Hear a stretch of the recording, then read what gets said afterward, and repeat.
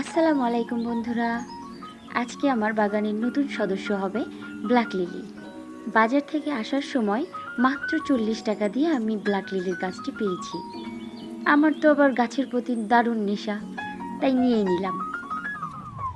যদিও বৃষ্টি হচ্ছে, বৃষ্টির মধ্যে লাগালে গাছ মরে যাওয়ার সম্ভাবনা একটু বেশিই থাকে। তারপরও বাড়িতে নিয়ে এসে খুব তাড়াতাড়ি করে আমি গাছটা লাগিয়ে দিচ্ছি।